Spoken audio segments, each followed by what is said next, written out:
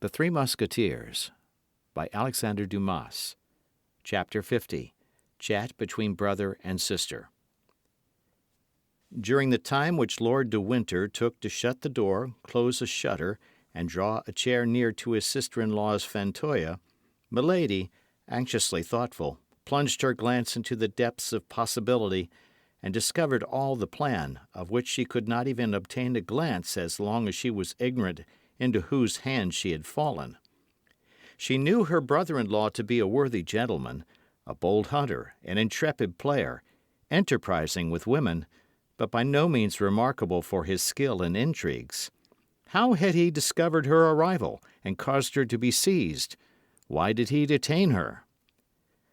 Athos had dropped some words which proved that the conversation she had with the cardinal had fallen unto outside ears. But she could not suppose that he had dug a countermine so promptly and so boldly. She rather feared that her preceding operations in England might have been discovered. Buckingham might have guessed that it was she who had cut off the two studs, and avenged himself for that little treachery. But Buckingham was incapable of going to any excess against a woman, particularly if that woman was supposed to have acted from a feeling of jealousy. This supposition appeared to her most reasonable. It seemed to her that they wanted to revenge the past, and not to anticipate the future. At all events, she congratulated herself upon having fallen into the hands of her brother-in-law, with whom she reckoned she could deal very easily, rather than into the hands of an acknowledged and intelligent enemy. "Yes, let us chat, brother," said she, with a kind of cheerfulness, decided as she was to draw from the conversation, in spite of all the dissimulation Lord de Winter could bring, the revelations of which she stood in need to regulate her future conduct.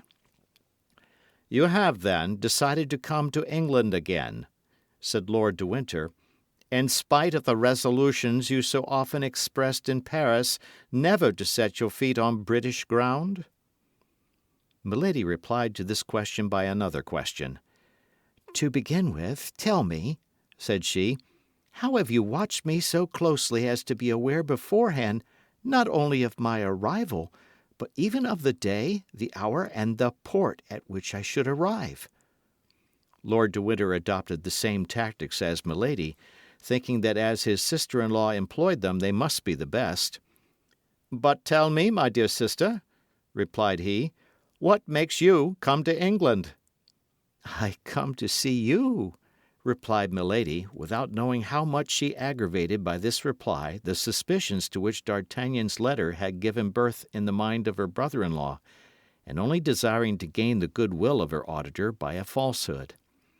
"Ah, to see me," said de Winter cunningly. "To be sure, to see you. What is there astonishing in that?" "And you had no other object in coming to England but to see me?" "No." "So it was for me alone you have taken the trouble to cross the Channel?" "For you alone." "The deuce! What tenderness, my sister!" "But am I not your nearest relative?" demanded Milady, with a tone of the most touching ingenuousness. "And my only heir, are you not?" said Lord de Winter in his turn, fixing his eyes on those of Milady. Whatever command she had over herself, Milady could not help starting, and as in pronouncing the last words Lord de Winter placed his hand upon the arm of his sister, this start did not escape him. In fact, the blow was direct and severe. The first idea that occurred to Milady's mind was that she had been betrayed by Kitty, and that she had recounted to the Baron the selfish aversion toward himself of which she had imprudently allowed some marks to escape before her servant. She also recollected the furious and imprudent attack she had made upon D'Artagnan when he spared the life of her brother. "I do not understand, my lord," said she, in order to gain time and make her adversary speak out. "What do you mean to say? Is there any secret meaning concealed beneath your words?" "Oh, my God, no!" said Lord de Winter, with apparent good nature. "You wish to see me, and you come to England. I learn this desire, or rather I suspect that you feel it, and in order to spare you all the annoyances of a nocturnal arrival in a port and all the fatigues of landing, I send one of my officers to meet you.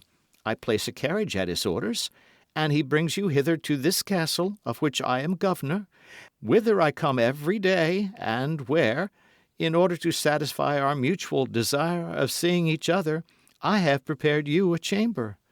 What is there more astonishing in all that I have said to you than in what you have told me? No, what I think astonishing is that you should expect my coming. And yet that is the most simple thing in the world, my dear sister. Have you not observed that the captain of your little vessel, on entering the roadstead, sent forward, in order to obtain permission to enter the port, a little boat bearing his logbook and the register of his voyagers? I am commandant of the port. They brought me that book. I recognized your name in it. My heart told me what your mouth has just confirmed, that is to say, with what view you have exposed yourself to the dangers of a sea so perilous, or at least so troublesome at this moment, and I sent my cutter to meet you. You know the rest. Milady knew that Lord de Winter lied, and she was the more alarmed. My brother, continued she, was not that my Lord Buckingham whom I saw on the jetty this evening as we arrived? Himself. Ah, I can understand how the sight of him struck you, replied Lord de Winter. You came from a country where he must be very much talked of, and I know that his armaments against France greatly engaged the attention of your friend the Cardinal. My friend the Cardinal! Cried Milady, seeing that on this point, as on the other, Lord de Winter seemed well instructed. Is he not your friend? Replied the Baron negligently. Ah, pardon, I thought so. But we will return to my Lord Duke presently. Let us not depart from our sentimental turn our conversation has taken. You came, you say, to see me? Yes. Well, I reply that you shall be served to the height of your wishes, and that we shall see each other every day. Am I then to remain here eternally? Demanded Milady with a certain terror. Do you find yourself badly lodged, sister? Demand anything you want, and I will hasten to have you furnished with it. But I have neither my women nor my servants. You shall have all, madam. Tell me on what footing your household was established by your first husband, and although I am only your brother-in-law, I will arrange one similar. My first husband? Cried Milady, looking at Lord de Winter with eyes almost starting from their sockets. Yes, your French husband. I don't speak of my brother. If you have forgotten, as he is still living, I can write to him and he will send me information on the subject. A cold sweat burst from the brow of Milady. You jest, said she in a hollow voice. Do I look so? Asked the Baron, rising and going a step backward. Or rather, you insult me, continued she, pressing with her stiffened hands the two arms of her easy-chair and raising herself upon her wrists. I insult you, said Lord de Winter with contempt. In truth, madam, do you think that can be possible? Indeed, sir, said Milady, you must either be drunk or mad. Leave the room and send me a woman. Women are very indiscreet, my sister. Cannot I serve you as a waiting maid? By that means all our secrets will remain in the family. Insolent! Cried Milady, and as if acted upon by a spring, she bounded toward the Baron, who awaited her attack with his arms crossed, but nevertheless with one hand on the hilt of his sword. Come, said he. I know you are accustomed to assassinate people, but I warn you I shall defend myself even against you. You are right, said Milady. You have all the appearance of being cowardly enough to lift your hand against a woman. Perhaps so, and I have an excuse, for mine would not be the first hand of a man that has been placed upon you, I imagine. And the Baron pointed, with a slow and accusing gesture, to the left shoulder of Milady, which he almost touched with his finger. Milady uttered a deep inward shriek, and retreated to a corner of the room like a panther which crouches for a spring.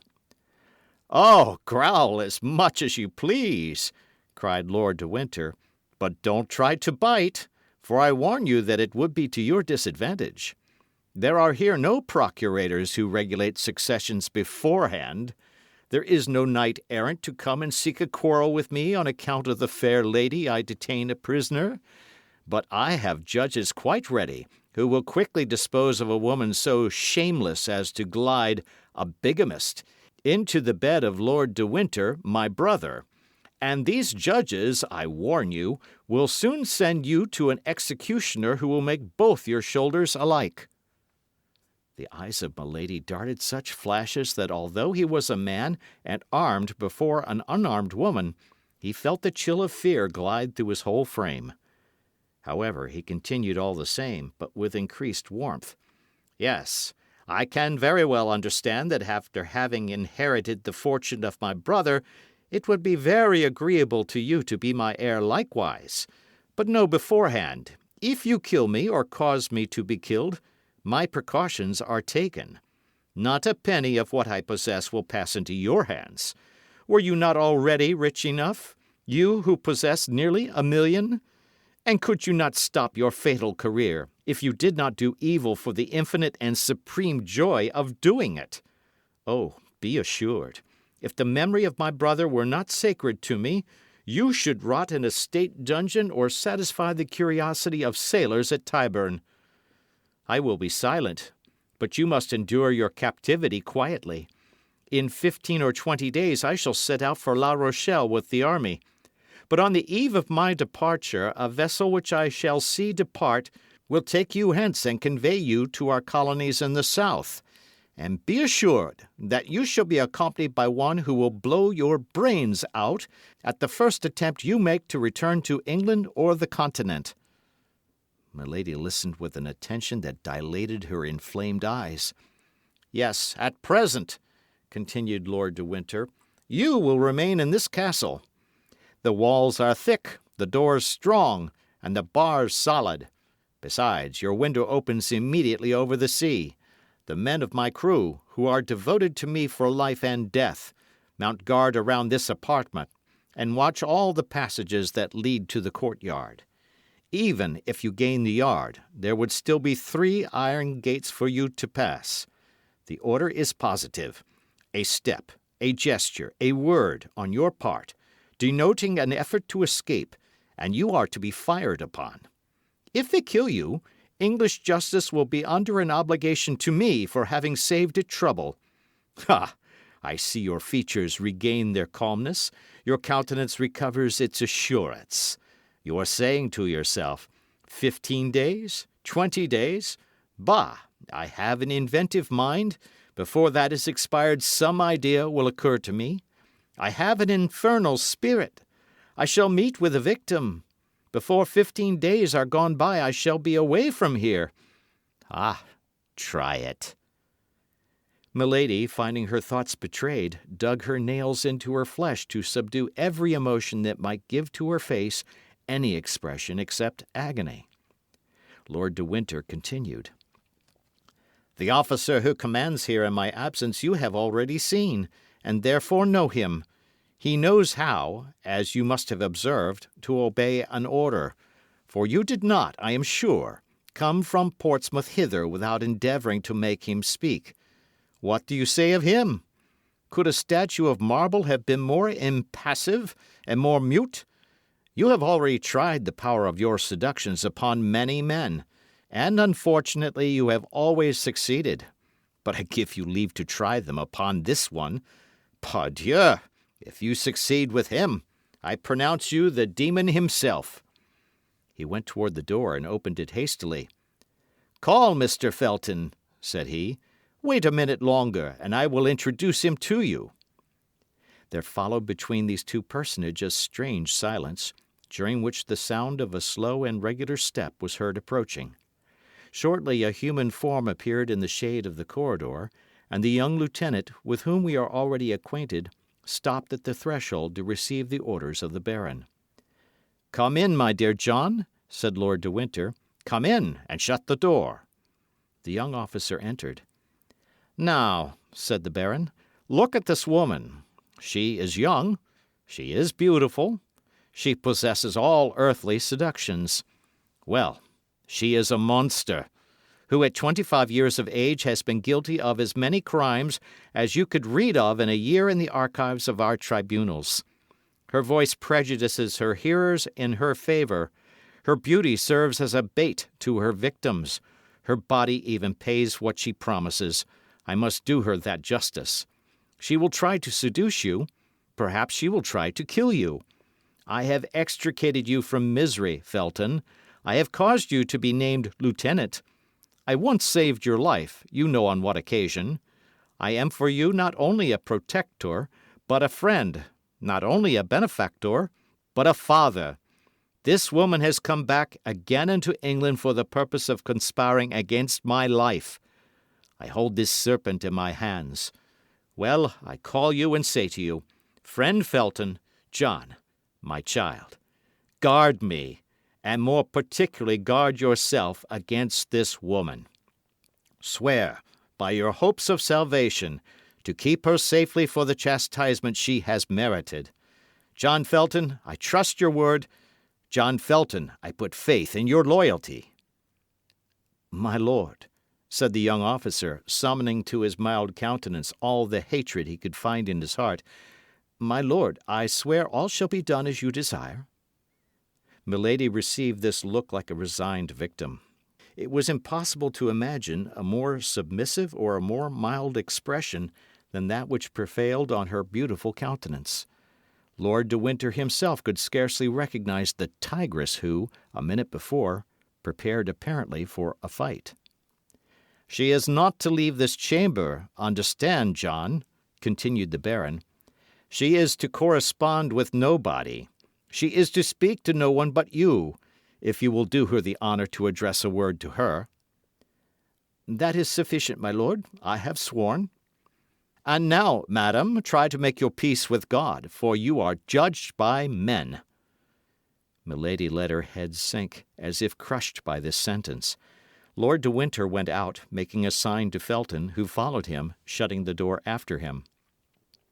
One instant after, the heavy step of a marine who served as sentinel was heard in the corridor, his axe in his girdle and his musket on his shoulder. Milady remained for some minutes in the same position, for she thought they might perhaps be examining her through the keyhole.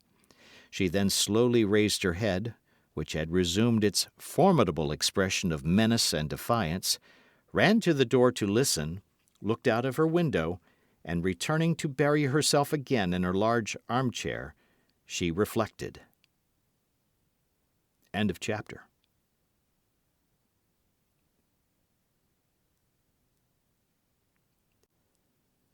The Three Musketeers by Alexandre Dumas.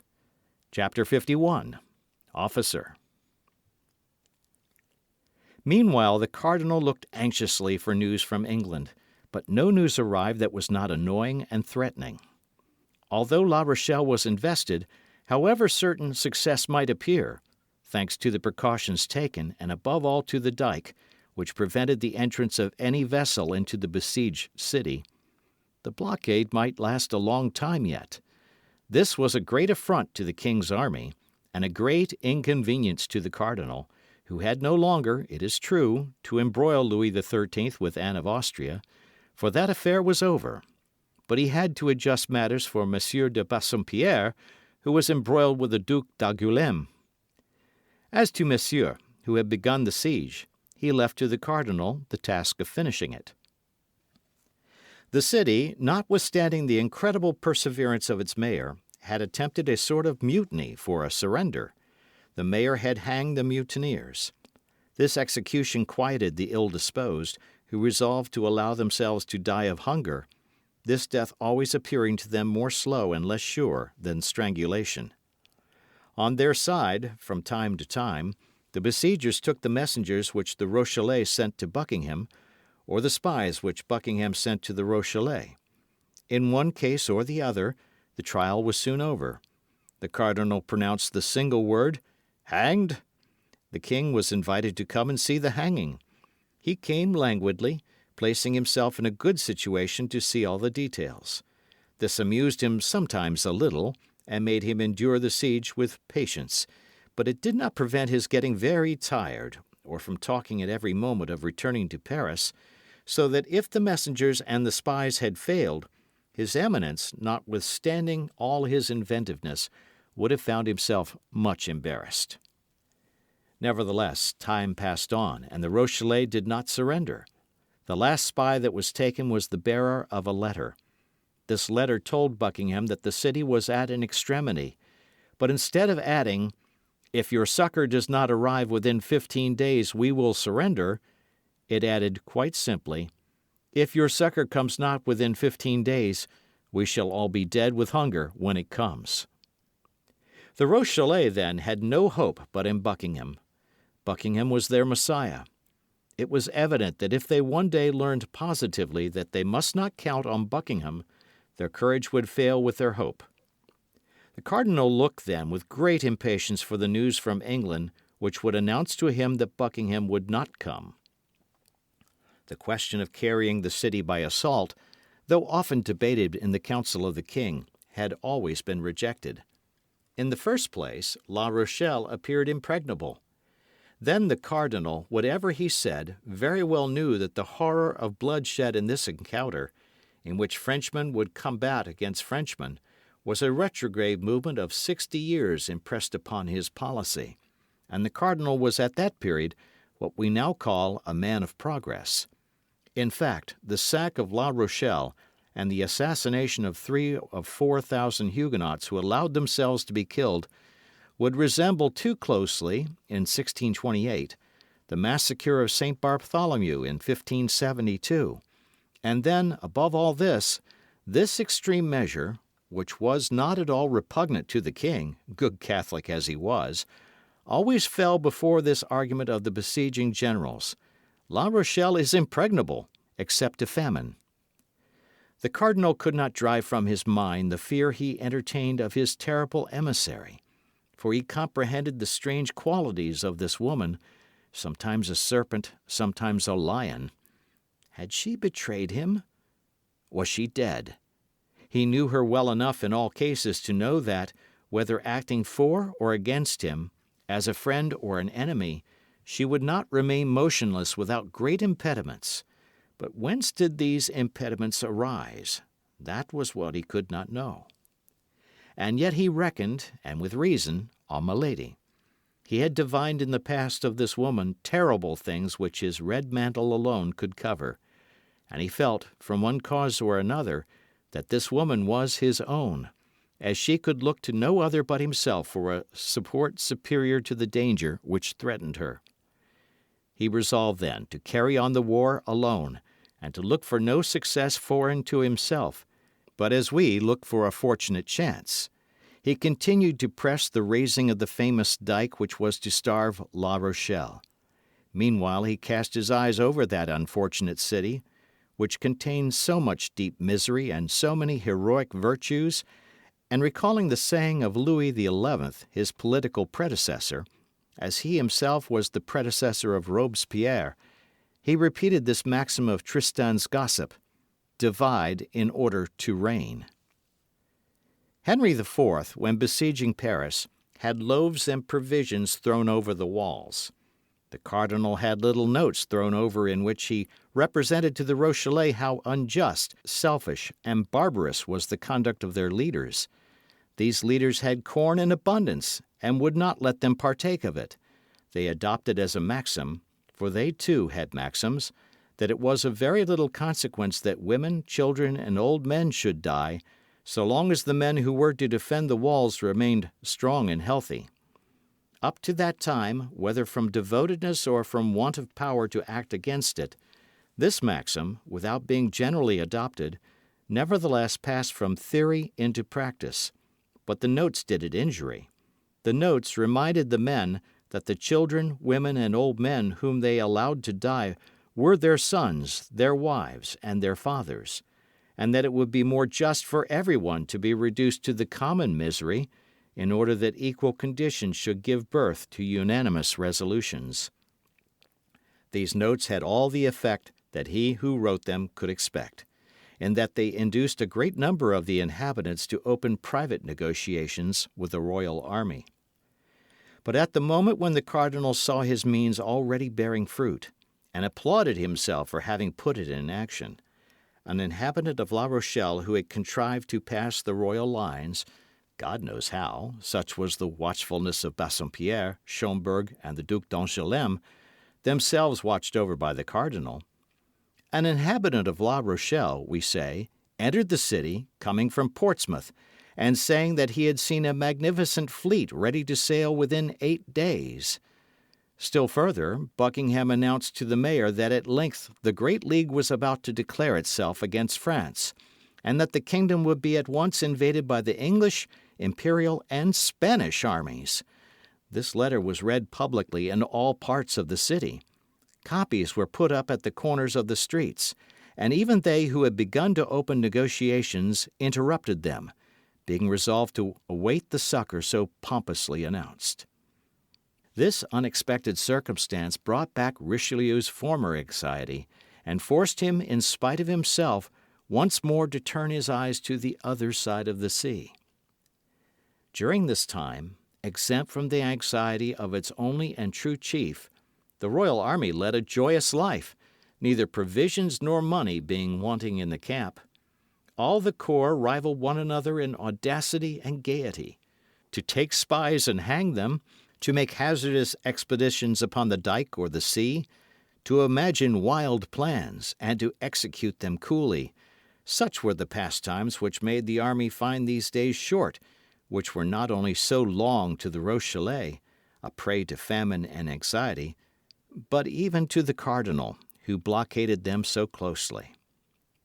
Sometimes when the cardinal, always on horseback, like the lowest gendarme of the army, cast a pensive glance over those works, so slowly keeping pace with his wishes, which the engineers, brought from all the corners of France, were executing under his orders, if he met a musketeer of the company of Tréville, he drew near and looked at him in a peculiar manner, and not recognizing in him one of our 4 companions, he turned his penetrating look and profound thoughts in another direction. One day, when oppressed with a mortal weariness of mind, without hope in the negotiations with the city, without news from England, the cardinal went out, without any other aim than to be out of doors, and accompanied only by Cahusac and La Houdinière, strolled along the beach. Mingling the immensity of his dreams with the immensity of the ocean, he came, his horse going at a foot's pace, to a hill from the top of which he perceived behind a hedge, reclining on the sand and catching in its passage one of those rays of the sun so rare at this period of the year, 7 men surrounded by empty bottles. 4 of these men were our musketeers, preparing to listen to a letter one of them had just received. This letter was so important that it made them forsake their cards and their dice on the drumhead. The other 3 were occupied in opening an enormous flagon of Collicure wine. These were the lackeys of these gentlemen. The cardinal was, as we have said, in very low spirits, and nothing when he was in that state of mind increased his depression so much as gaiety in others. Besides, he had another strange fancy, which was always to believe that the causes of his sadness created the gaiety of others. Making a sign to La Houdinière and Cahusac to stop, he alighted from his horse and went toward the suspected merry companions, hoping, by means of the sand which deadened the sound of his steps and of the hedge which concealed his approach, to catch some words of this conversation which appeared so interesting. At 10 paces from the hedge he recognized the talkative Gascon, and as he had already perceived that these men were musketeers, he did not doubt that the 3 others were those called the Inseparables, that is to say, Athos, Porthos, and Aramis. It may be supposed that his desire to hear the conversation was augmented by this discovery. His eyes took a strange expression, and with the step of a tiger cat he advanced toward the hedge. but he had not been able to catch more than a few vague syllables without any positive sense, when a sonorous and short cry made him start, and attracted the attention of the Musketeers. "Officer!" cried Grimaud. "You are speaking, you scoundrel!" said Athos, rising upon his elbow and transfixing Grimaud with his flaming look. Grimaud therefore added nothing to his speech, but contented himself with pointing his index finger in the direction of the hedge, announcing by this gesture the cardinal and his escort. With a single bound the Musketeers were on their feet, and saluted with respect. The cardinal seemed furious. "It appears that Messieurs the Musketeers keep guard," said he. "Are the English expected by land, or do the Musketeers consider themselves superior officers?" "Monseigneur," replied Athos, for amid the general fright he alone had preserved the noble calmness and coolness that never forsook him. "Monseigneur, the Musketeers, when they are not on duty, or when their duty is over, drink and play at dice, and they are certainly superior officers to their lackeys." "Lackeys," grumbled the cardinal. "Lackeys who have the order to warn their masters when anyone passes are not lackeys. They are sentinels." "Your Eminence may perceive that if we had not taken this precaution, we should have been exposed to allowing you to pass without presenting you our respects, or offering you our thanks for the favour you have done us in uniting us. D'Artagnan," continued Athos, "you, who but lately were so anxious for such an opportunity for expressing your gratitude to Monseigneur, here it is. Avail yourself of it." These words were pronounced with that imperturbable phlegm which distinguished Athos in the hour of danger, and with that excessive politeness which made of him, at certain moments, a king more majestic than kings by birth. D'Artagnan came forward and stammered out a few words of gratitude, which soon expired under the gloomy looks of the cardinal. "It does not signify, gentlemen," continued the cardinal, without appearing to be in the least swerved from his first intention by the diversion which Athos had started. "It does not signify, gentlemen. I do not like to have simple soldiers, because they have the advantage of serving in a privileged corps, thus to play the great lords. Discipline is the same for them as for everybody else." Athos allowed the cardinal to finish his sentence completely, and bowed in sign of assent. Then he resumed in his turn. "Discipline, monseigneur, has, I hope, in no way been forgotten by us. We are not on duty, and we believe that not being on duty, we were at liberty to dispose of our time as we pleased. If we are so fortunate as to have some particular duty to perform for your Eminence, we are ready to obey you. Your Eminence may perceive," continued Athos, knitting his brow, for this sort of investigation began to annoy him, "that we have not come out without our arms." And he showed the cardinal with his finger the 4 muskets piled near the drum, on which were the cards and dice.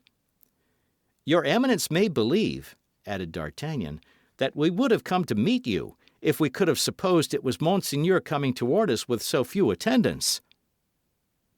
The cardinal bit his moustache and even his lips a little. "Do you know what you look like, altogether, as you are armed and guarded by your lackeys?"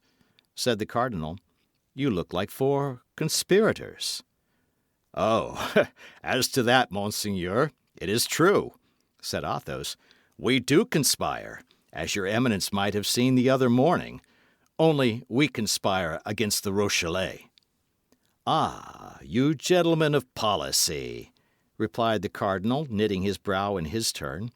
"The secret of many unknown things might perhaps be found in your brains, if we could read them as you read that letter which you concealed as soon as you saw me coming." The colour mounted to the face of Athos, and he made a step toward his Eminence. "One might think you really suspected us, monseigneur, and we were undergoing a real interrogatory. If it be so, we trust your Eminence will deign to explain yourself, and we should then at least be acquainted with our real position." "And if it were an interrogatory," replied the cardinal, "others besides you have undergone such, Monsieur Athos, and have replied thereto. Thus I have told your Eminence that you had but to question us, and we are ready to reply.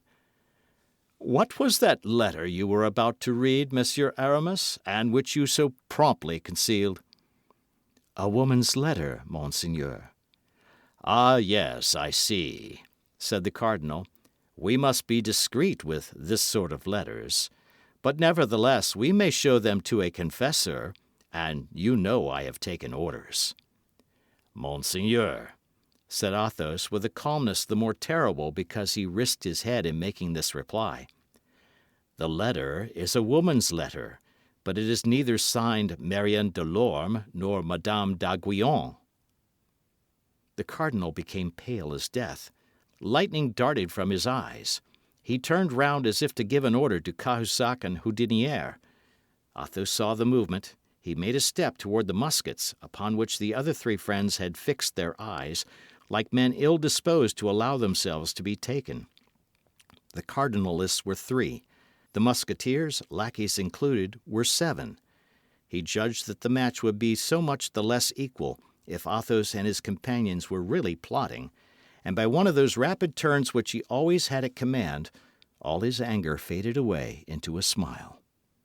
Well, well, said he, you are brave young men, proud in daylight, faithful in darkness. We can find no fault with you for watching over yourselves when you watch so carefully over others. Gentlemen, I have not forgotten the night in which you served me as an escort to the Red Dovecote. If there were any danger to be apprehended on the road I am going, I would request you to accompany me. But as there is none, remain where you are.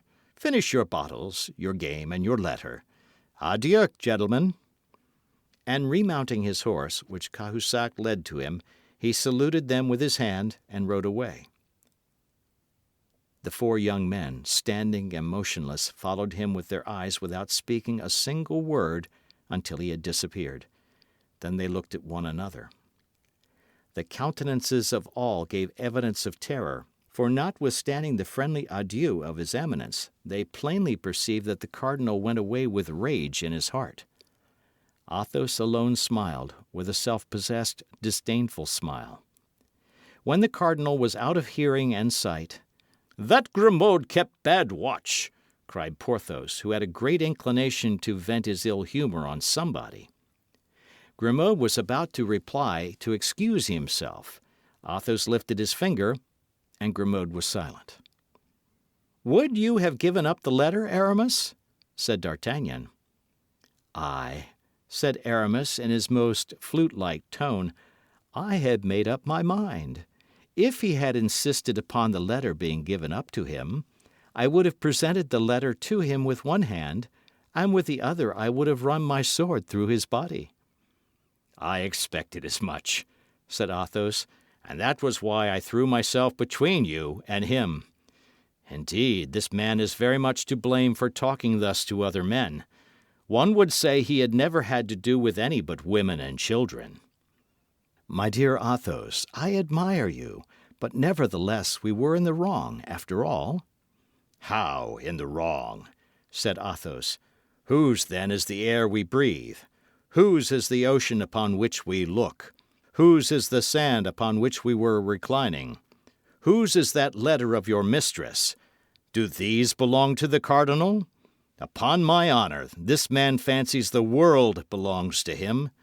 There you stood, stammering, stupefied, annihilated. One might have supposed the Bastille appeared before you, and that the gigantic Medusa had converted you into stone. Is being in love conspiring? You are in love with a woman whom the cardinal has caused to be shut up, and you wish to get her out of the hands of the cardinal. That's a match you are playing with his Eminence. This letter is your game. Why should you expose your game to your adversary? That is never done. Let him find it out if he can. We can find out his." "Well, that's all very sensible, Athos," said D'Artagnan. "In that case, let there be no more question of what's past, and let Aramis resume the letter from his cousin where the cardinal interrupted him." Aramis drew the letter from his pocket. the three friends surrounded him, and the three lackeys grouped themselves again near the wine-jar.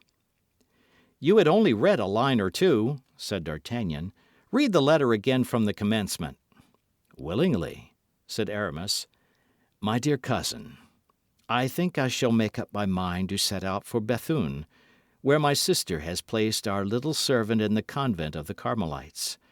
This poor child is quite resigned, as she knows she cannot live elsewhere without the salvation of her soul being in danger. Nevertheless, if the affairs of our family are arranged, as we hope they will be, I believe she will run the risk of being damned, and will return to those she regrets, particularly as she knows they are always thinking of her. Meanwhile, she is not very wretched. What she most desires is a letter from her intended. I know that such viands pass with difficulty through convent gratings, but after all, as I have given you proofs, my dear cousin, I am not unskilled in such affairs, and I will take charge of the commission. My sister thanks you for your good and eternal remembrance. She has experienced much anxiety, but she is now at length a little reassured, having sent her secretary away in order that nothing may happen unexpectedly. Adieu, my dear cousin. Tell us news of yourself as often as you can, that is to say, as often as you can with safety. I embrace you. Marie Michon. "Oh, what do I not owe you, Aramis?" said D'Artagnan. "Dear Constance, I have at length, then, intelligence of you. She lives, she is in safety in a convent. She is at Bethune. Where is Bethune, Athos?"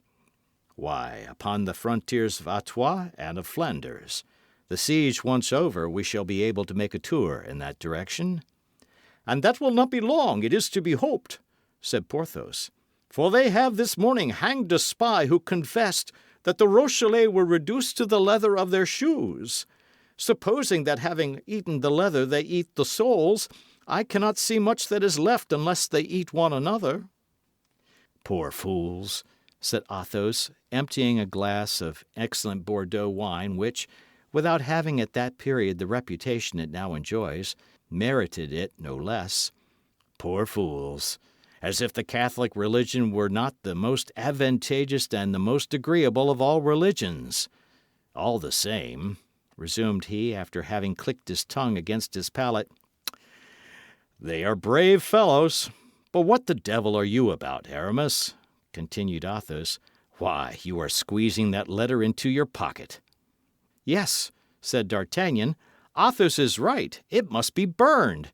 And yet, if we burn it, who knows whether Monsieur Cardinal has not a secret to interrogate ashes?" "He must have one," said Athos. "What will you do with the letter, then?" asked Porthos. "Come here, Grimaud," said Athos. Grimaud rose and obeyed. "As a punishment for having spoken without permission, my friend, you will please to eat this piece of paper. Then, to recompense you for the service you will have rendered us, you shall afterward drink this glass of wine. First, here is the letter. Eat heartily." Grimaud smiled, and with his eyes fixed upon the glass which Athos held in his hand, he ground the paper well between his teeth, and then swallowed it. "Bravo, Monsieur Grimaud," said Athos. "And now take this. That's well. We dispense with your saying grace." Grimaud silently swallowed the glass of Bordeaux wine, but his eyes, raised toward heaven during this delicious occupation, spoke a language which, though mute, was not the less expressive. "And now," said Athos, "unless Monsieur Cardinal should form the ingenious idea of ripping up Grimaud, I think we may be pretty much at our ease respecting the letter." Meantime, his Eminence continued his melancholy ride, murmuring between his moustaches, "These four men must positively be mine." End of chapter.